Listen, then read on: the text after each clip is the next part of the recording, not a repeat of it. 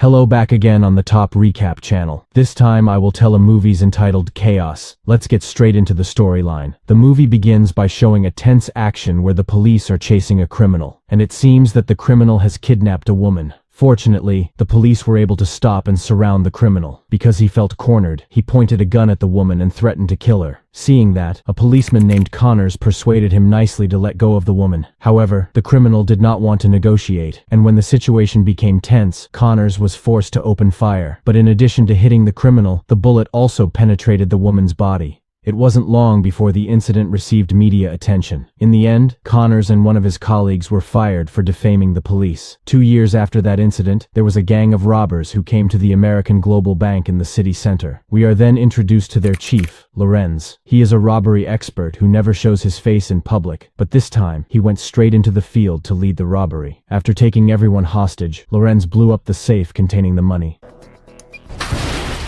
In addition to taking the civilians hostage, they also told the bank manager to lock all the entrances. But unexpectedly, a bank employee dared to press the emergency button. Seeing that, the robbers were angry. They immediately finished him. Fortunately, the alarm was connected to the police station's reporting system, so the authorities rushed to the scene of the robbery. Once there, a policeman named Bernie immediately invited Lorenz to negotiate. He then promised to fulfill all his requests as long as the hostages were released. After hearing the offer from the police, Lorenz said that he only wanted to negotiate with Connors. Inevitably, the police chief also invited a young policeman named Shane to pick up Connors. They immediately persuade the ex-cop to return to active work as a police officer. Although still upset after being dishonorably fired, in the end, Connors was willing to return to work as a policeman. Before leaving, the police chief told Shane to become Connors' new partner. It was a sign to keep him from returning to brutality like last time. At the scene of the robbery, the police chief told his subordinates that Connors would lead the hostage release mission. Hearing this, Bernie disagreed because Connors had killed a hostage 2 years ago. However, the police chief made a decision. He even told his subordinates to go home so as not to interfere with the mission. Before doing his job, Connors met one of his old colleagues named Justine, as well as other policemen who would help him. After that, he contacted Lorenz and tried to persuade him to release the hostages. Lorenz seemed happy to be able to talk to Connors, and he also said that Connors was a worthy opponent. He then said that all the hostages were fine, except for an employee who was killed by his men. After telling Connors, Lorenz immediately turned off his phone without telling the main purpose of the robbery. Failing to negotiate, Connors also asked the SWAT team to find a way into the bank, but because the door was covered by advanced technology, they decided to turn off the electricity in the bank. Surprisingly, Lorenz guessed the police's plan, so they were able to escape before the police entered the bank. Although they could not catch the robbers, fortunately, the police were able to save the remaining hostages. When all the hostages were secured, Connors immediately checked the entire bank, and the strange thing was that the robbers did not take a single piece of money from the safe. Not long afterwards, several FBI members came to help with the investigation. According to them, the robbers did not intend to rob paper money because it turned out that what was being targeted was the account of an Arab prince stored in the bank. Meanwhile, the police chief asked Connors to catch the robbers before they got the Arab prince's treasure. And if Connors fails, then he won't be able to become a cop anymore. Shane, on the other hand, is still curious about what Lorenz said during the negotiations. Finally, he listened to the recording of the conversation again. Here, he realized something, that the robbers' words were similar to a theory from Buddhism called chaos theory. Without thinking, he immediately met Connors at the restaurant to tell him about his findings. The point is that chaos theory is often used to outwit the enemy with events that are not related to the main purpose of the user of the theory. According to Shane, Lorenz deliberately robbed the bank to outwit the police, so it was likely that Lorenz would commit another crime after the bank robbery. But Connors didn't understand his explanation at all. Besides, he also said that Lorenz had only committed an ordinary robbery. Then, at the same time, a call came in from his colleague who had managed to find the identity of one of the robbers. Connors left first and gave Shane the money to pay. Not long after, Shane exchanged Connors' money and put his own. Then his subordinate said there was an ex-convict named Damon who was caught on CCTV while helping Lorenz in the robbery. Not wanting to waste time, Connors and his troops immediately raided the man's house. It turns out that Damon already knew that he was caught, so he fought back by shooting at Connors. Damon then escaped through the window and immediately drove away by a car. Seeing Damon running away, Shane borrows a motorcycle from one of the residents there, and a chase ensued. Long story short, Damon was finally caught. Afterwards, the police called the police from the forensic division to look for fingerprints at Damon's house. Not long after, they found a bag of money, but it turned out that the money was stolen from a different bank. This makes Connors and Shane even more confused about Lorenz's motives. In addition, Connors also began to suspect Bernie because about 5 months ago, he was the police officer who handled the robbery case at the bank. Before going to Bernie, Connors and Shane decided to interrogate his girlfriend Damon, who had been called to the police station. Connors then asked the woman about the robbery committed by her boyfriend. Unfortunately, she knows nothing and doesn't want to interfere with Damon's problems. On the other hand, Damon could not be questioned because he was unconscious due to being beaten by Connors. Not long after, Justine came and said that the money they had found was from the evidence room of the police station. The proof is that the money smells like preservatives used by the police to mark evidence. In other words, a traitorous cop was working with Lorenz and Damon. To make sure, Connors and Shane went to see the officer of the evidence room. They then asked whether Bernie had taken the evidence or not, and after checking the records, the officer showed Bernie's signature. When they found the evidence, Connors and friends immediately met the chief of police in his room. At this place, Justine suspects that Bernie is part of Lorenz's gang, especially since he deliberately stole police evidence and handed it over to Lorenz. Hearing this, the police chief was a little skeptical because Bernie was an exemplary and kind-hearted policeman. In addition, the existing evidence was still not strong enough to arrest Bernie.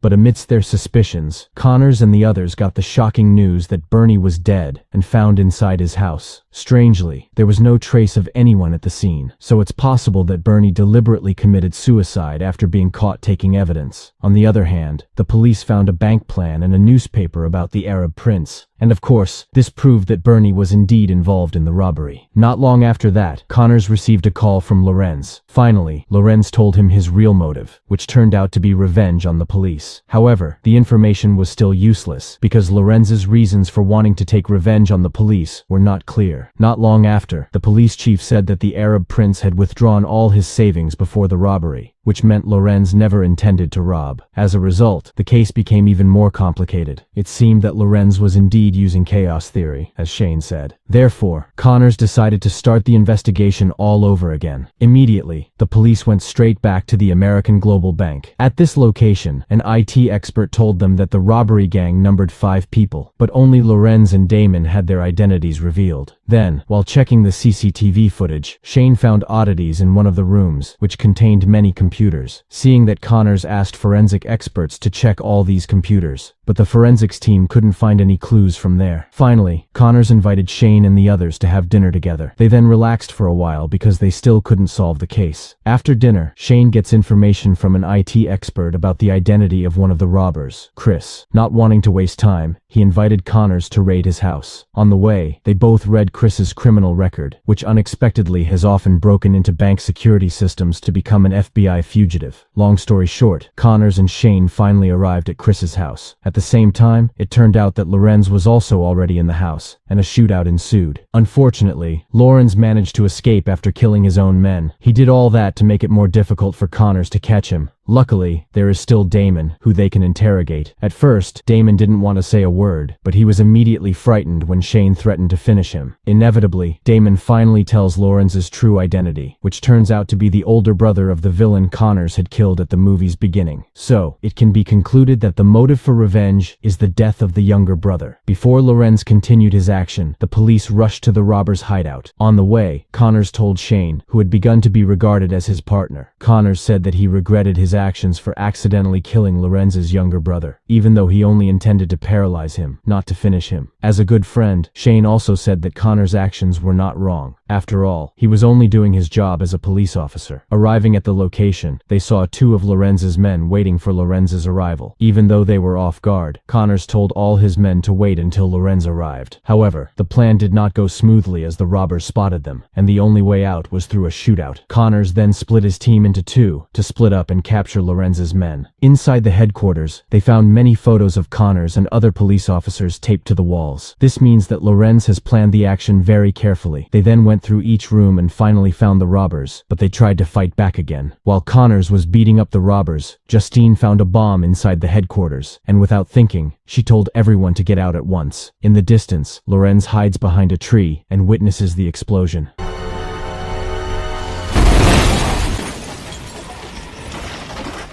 Meanwhile, Justine and Shane are devastated because they failed to save the Connors trapped inside Lorenz's base. At the same time, Shane tries to be strong and rise from sadness. He then told Justine that they must not make Connors' sacrifice in vain, and they must be able to catch Lorenz at all costs. Shane then returned to the police station in a heavy mood. He received information from an IT expert that the robbers had installed a virus on the bank's computer. Thanks to the virus, they managed to steal $1 billion from the Arab prince's account, and according to the IT expert, Lorenz's action was the biggest robbery in the world. From here, Shane was even more convinced that Lorenz had actually studied chaos theory in his robbery, because from the beginning, he had made the police hesitant and confused, so the situation became chaotic. As a result, he was able to steal without being detected. After getting the information, Shane got a call from Lorenz, who tried to distract him, but that couldn't sway Shane, and to avenge Connor's death, Shane was determined to catch Lorenz with his own hands. Shane decided to return to the office to continue the investigation. However, the police chief asked him to rest at home. Even so, Shane still wanted to solve this problem immediately. He then checked Bernie's signature and found an oddity. As a result, he called the officer of the evidence room for interrogation. Shane also asked why Bernie's original signature was different from the signature in the evidence room notebook, but instead of answering honestly, the officer seemed to be hiding something. This made Shane angry and accused him of being Lorenz's men. After being forced to confess, the officer finally admitted that he had conspired with the robbers and made Bernie a scapegoat. In addition, he also told a very shocking fact. Lorenz's real identity was that of a policeman named Jason. Not only that, but he is also a co-worker and good friend of Connor's. During the rescue mission, Lorenz accidentally shot the hostage, and as a friend, Connors immediately shot the criminal who took the hostage so that he also received the same punishment as his colleague. But unfortunately, the police immediately fired them without any trial at all. They could not accept this decision because they had been honest police officers, and because they did not accept the decision of the higher-ups, the two friends were determined to take revenge. Since then, Lorenz decided to leave the city and changed his identity as the brother of the criminal who had been killed by Connors, so that he had a false motive to outwit the police. To accomplish his mission, he bribed the evidence room officers and brought in 4 of the most wanted fugitives, including Damon. After forming a team of criminals, Lorenz and Connors made Bernie the sacrifice because he was a competent police officer who might uncover their plan. Hearing that explanation, Shane could not stop thinking. It turned out he had been deceived all this time. He then met the IT expert and asked for help to track Lorenz's location. After finding his location, Shane and Justine went to a restaurant. Lorenz had just finished dinner there. When Lorenz was about to leave, Shane and Justine pointed their guns at Lorenz, and the shootout was inevitable.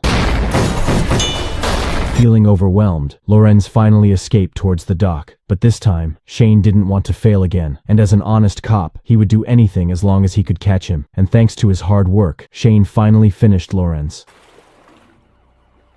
After dinner at the restaurant, Shane suddenly remembered Connor's money in his wallet. After smelling it, it smelled like the money Bernie had taken from the evidence room. Out of curiosity, he went to Connor's house and searched it. Unexpectedly, Shane finds a book on chaos theory, even though Connors claims he does not understand the theory. At this point, Shane became suspicious that Connors was still alive and deliberately faked his death. He immediately went to the airport without waiting too long to confirm his suspicion. And sure enough, when he arrived at the airport, he got a call from a mysterious number that was none other than Connors. Of course, Shane felt disappointed because the mastermind was a senior whom he greatly respected. Besides being disappointed, he also felt betrayed and was only used as a tool to kill the robbers so that Connors could enjoy his own stolen money. Connors said that all this time, his hard work with Lorenz was rarely appreciated by the police. Despite solving major crimes, they never received any appreciation. Instead, they were immediately fired when they made just one mistake. And thanks to the chaos theory he learned, Connors could finally confuse the police until he successfully carried out all his plans. However, Connors is sad because he has to lose his best friend, who was killed by Shane. We will also be shown that during the explosion, Connors managed to escape. At the movie's end, Connors decides to leave Washington, leaving Shane still shocked, and the movie is over. Don't forget to click subscribe, like, and comment.